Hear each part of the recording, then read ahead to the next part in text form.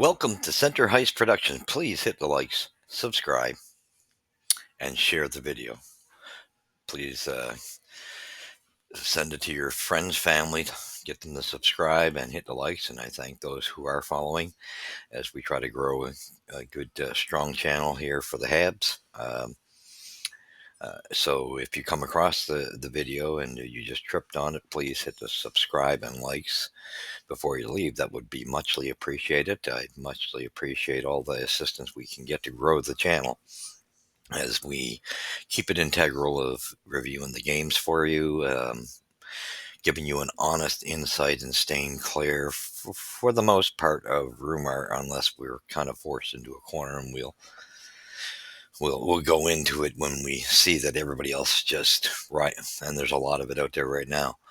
But anyway, here it is, Saturday afternoon game, Montreal going into Buffalo on Remembrance Day. Happy Remembrance Day to the vets. And if you haven't taken the time, take the time and take a moment of silence for the vets. I've done that earlier today myself, and we thank them for what they've accomplished for our nation being free and democratical, because it's not something to take lightly anymore, as we can see from the states.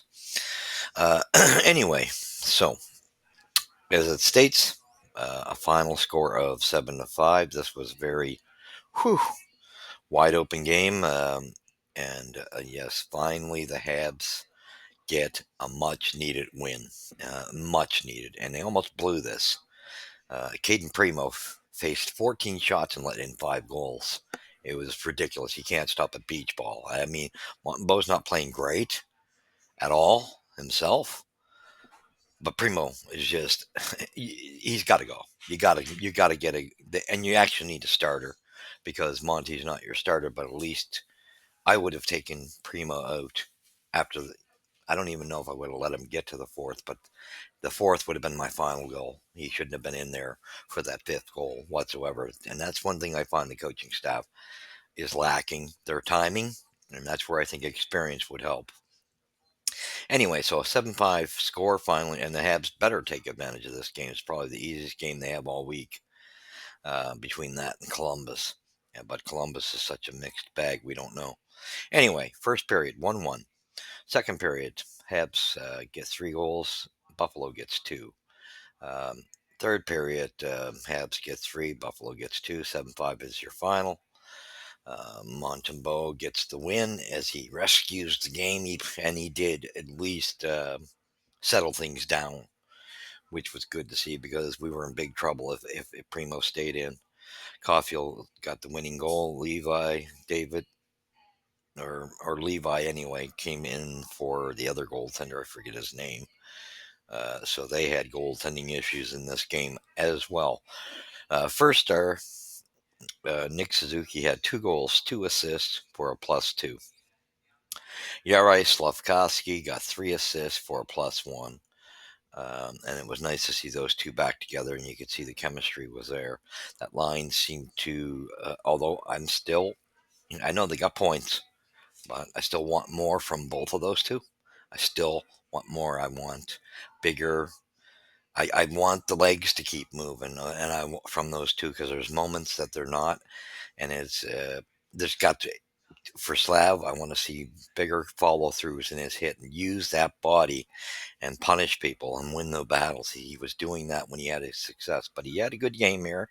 But he's got to get that game. That will change his game if he gets that rolling. And he was very effective. So was Suzuki. But for Suzuki, more in the defensive zone, I'd like, again, keep the legs moving and not give up on his coverage.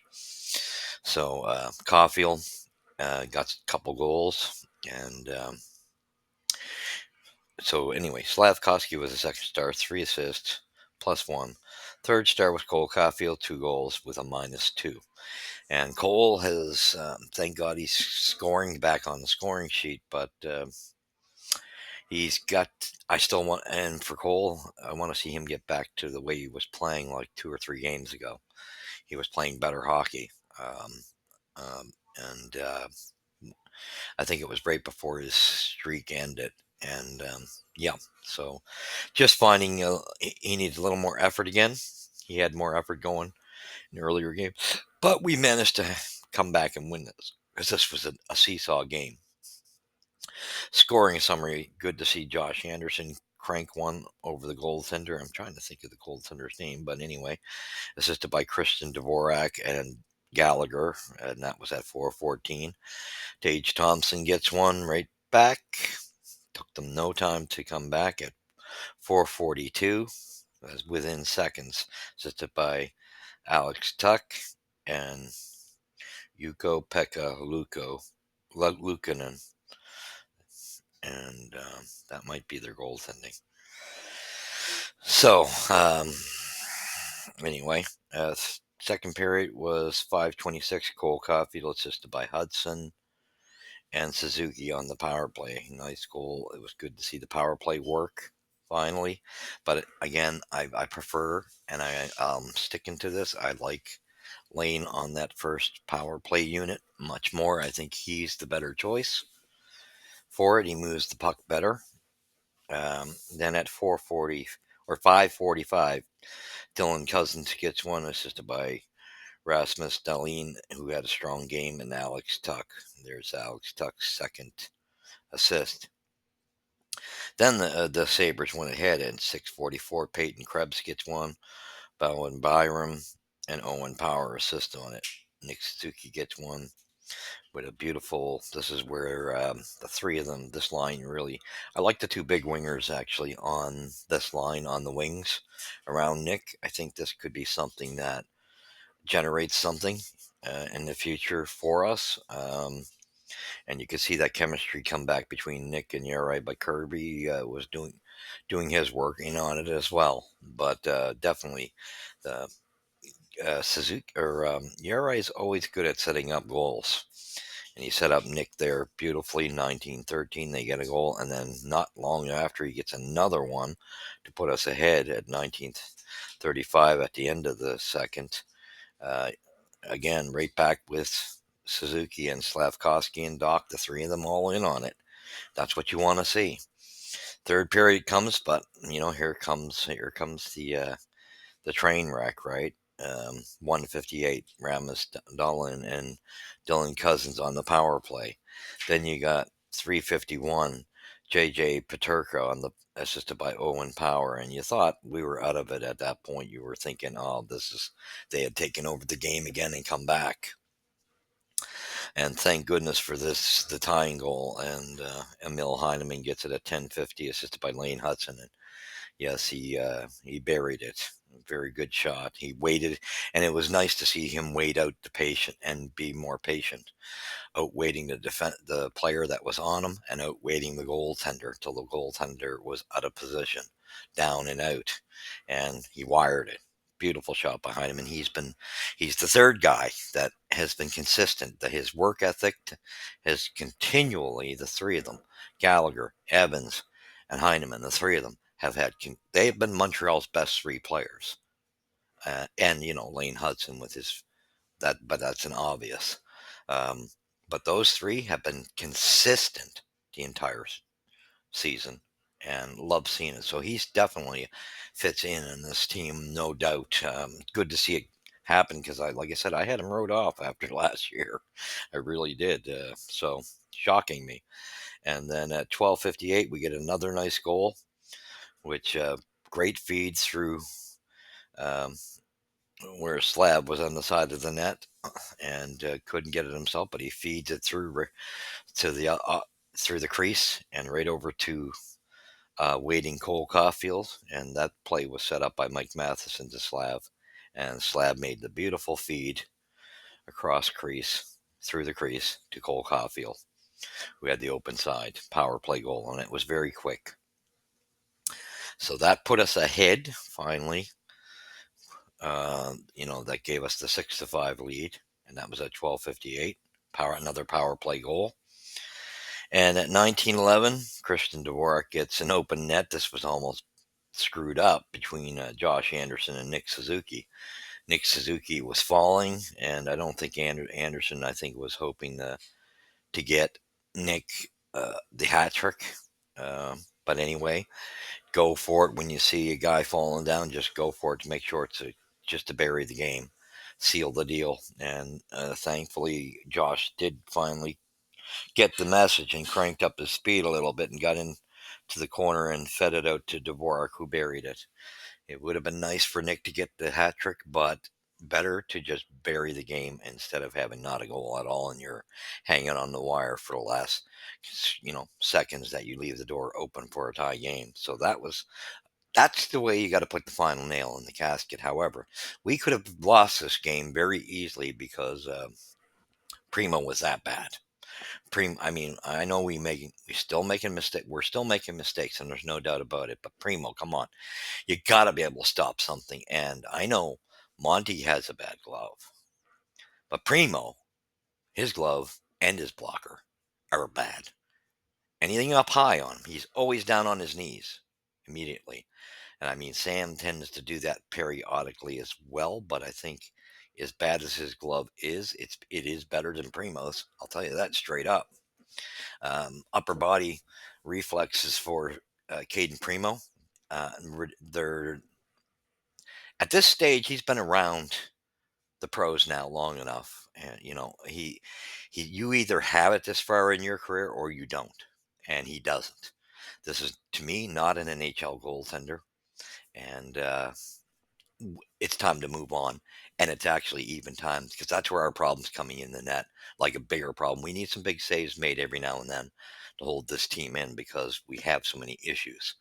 And even Monty's not the answer all the time, but he was able, with Buffalo being more our match level, he was able to hang on for us so that to help close the door. So the game stats were 23 shots to 18 for the Habs. Hits, Buffalo favor 23-16. Faceoffs were 26-40 for the Sabres. That's telling you something. We got to improve that number. 2 for 6 on a power play for the Habs, 1 for 4 for the Sabres. I like seeing that power play is working now. Penalty minutes, 10 for us, 14 for the Sabres. Giveaways, 13 for us, 12 for them. Takeaways, 6-3 for us. Block shots, 14-13, fairly close. Um, you know, uh, Solid games from our defense, but there were cough ups. Like I found Matheson and Gooley had some moments, especially on one of those goals. Um, it was I don't know who to put it on more, but Gooley did communicate to Matheson to just go after the guy, and Matheson just couldn't catch him. But that being said, it was on Gooley's side, so it's a catch-22. So if Gooley doesn't take the right side, there is a guy coming in. So you can look at that at different ways, but either way, and I think it would have caused a bigger problem. They would have got scored on either way, I think, because I think that decision was probably the better decision. However, Gooley would have caught that guy, but the problem is that would have freed the other fellow coming in on Gooley's right side. So that's communication, and I think they got to get that settled between them. Other than that, not enough hitting. I'll tell you right now, for Montreal, the big problem I see here is physicality. There is just nowhere near enough physicality. The only guys I see with bringing physicality to the game is Heineman, Gallagher, Evans, occasion. Josh Anderson has always tried to bring some, but he crashes the boards. And I don't want to see the boards shake. I want to see you make that hit count and go on a body. This team really needs to learn how to hit. And for me, if Bob Gainey's around as much as I see these articles that he's in Montreal this time, and it's been a lot recently. If he's around that much, can we get him to do some sessions with these guys to teach them how to be physical, to do it cleanly, and to do it right? How you actually throw a hit? Because these guys don't have the faintest clue. And Bob Gainey actually made a tape. They did an NHL tape because I have it. But they picked the best at certain fields. And again, Bob Gainey was picked for his hits. and is checking, being the best checker in the game at the time. So with that being said, um, I think these boys need to go to school. And can somebody please tell me, Struvel's got to stop periodically getting busted. And that's why I say, when we look at Jack Struble, and Barron, that's why I kind of say these are the three that are, you can guarantee one of them's going to make a mistake. And today it was Struble, and he's made a couple. But he does play positionally better than the other two. But Jack Eye's really settled down. But now the only problem I have with Jack Eye is, I think we need his physicality a little more. However, we don't want him chasing people for it. But there was, when that scrummage in the game that Slavkovsky got penalized for with little Benson.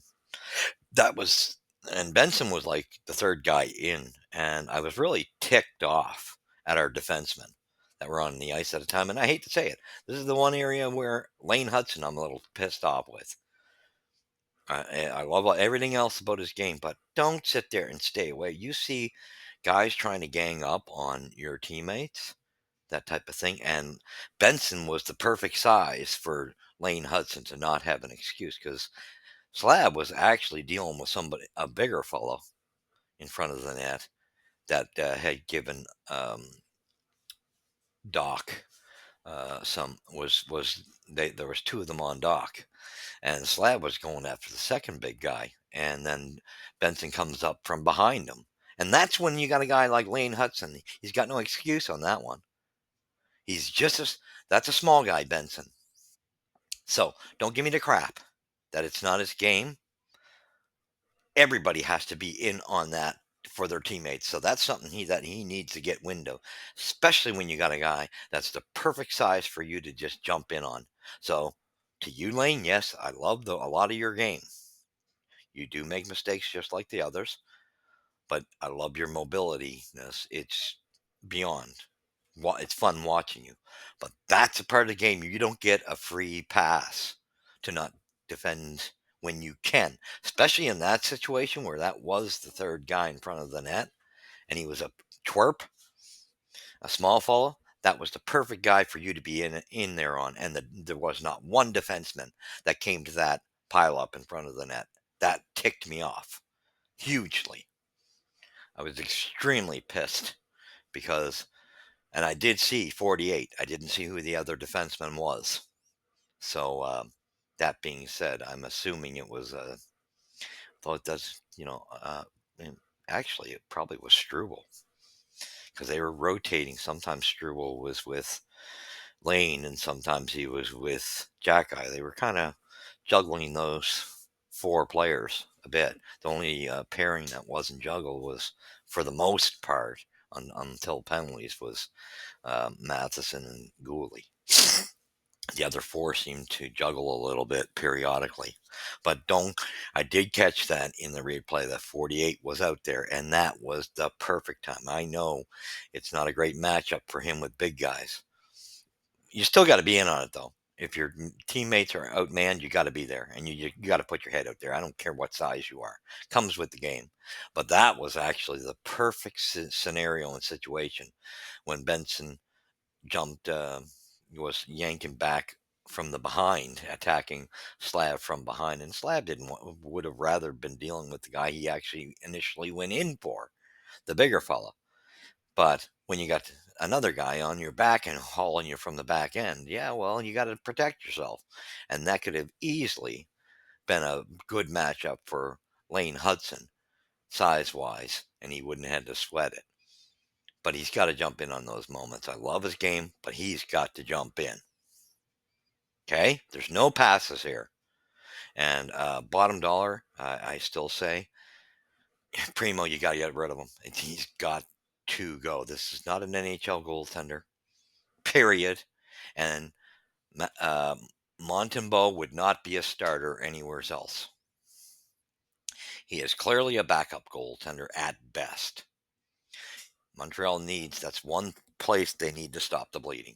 If they can make a deal somehow, I don't know how they're going to do that, but they need a good veteran goaltender to be the starter and Monty to back him up because Monty did help settle this game down. I'll give him credit. I'm just not pleased with either of them. But today, he was the better of the two evils because it seemed like everything that was fired Primo's way was in it. And I'll be honest, I'm not totally sold on our goaltending coaching. They're not addressing the issues with these goaltenders. Maybe it's time we look for somebody a little higher profile, like is someone like Allure, who used to do WA available. I think his name was Francois Allure. Anyway, someone like that available because I'd be looking for him because whatever. I'm not impressed. I don't see the correction in the goaltenders' games. And again, when you're not quick enough with your extremities, that you're not going to fix that totally. Um, Monty can get away with it a little better, whereas Primo's so bad with both extensions, he just can't get away. He is an AHL goaltender at best. That is something. As soon as trading opens up a right trade, you got to move him out. That's where Montreal needs a bit of assistance immediately, just to you're going to need a guy making a big save at a certain time, and we don't have that. And thank God, like I said, Monty was able to settle it down with replacing Primo today. But that goaltending was a joke. 5 goals on 14 shots, and to me, the coaching has to jump in at a better time than that. I actually would have pulled them just watching the shots and how many goals went in after 3. I would have pulled them. Worst case, though, they should have pulled them after 4. Um, and then we almost lost it with Buffalo going ahead on the 5th goal. So we got lucky there that there was some fight back and that Monty held us in to make at least the stops that needed to be made. But anyway, it's a victory. Thank God. We better jump on this because I don't expect much with the Wild coming Thursday, I believe it is. And then we have Columbus, and that's hard to say where that one will go. But we had to win this game, and we did. Scary way of winning it, but they stuck together. At least it was a team win. But I would love to see everybody show up. Um, we get too many passengers. Again, Newhook shows up for one game, and he's right back to where he was. Um, I'm not impressed. Um, and then the lapses in a couple of other players. Like I say, I still see it being um, Gallagher, Evans, and Heineman had an exceptional game, being the exceptions. I'll be honest, even though Slav and Suzuki finally getting it going, I'm not overly impressed in their entire game. They can bring a heck of a lot more. So, yes, proud that they got it and they did well. They showed that chemistry, and it was evident it was needed. But those two can do more, and they need to do more. They need to be leaders. So needs to come follow through with his hits and keep his feet moving, whereas Suzuki needs to start working hard on the boards and getting back and making sure he doesn't let up on his man. And that goes for Slav too, because Slav tends to like to glide back too. They got to keep them on the back check. They got to get back there and grab somebody, be covering someone. So that's the area that kind of ticks me off. So with that being said, you seen it here. Good game. Go Habs go. Little too high scoring. We were just lucky that it was that matchup, but we could have lost this game. Thank goodness, Sam, at least for the terrible goaltending we're getting. And we're still making a lot of mistakes, but at least they fought hard together as a team. So at least there was some effort, and it just seems like maybe, just maybe, we might have Suzuki, Slab, and Doc starting to get something rolling. So anyway, that being said, thank you for watching. Please hit the likes and subscribe. You've seen it here first at Center Ice. We'll catch you in the next one after the Wild review. God bless.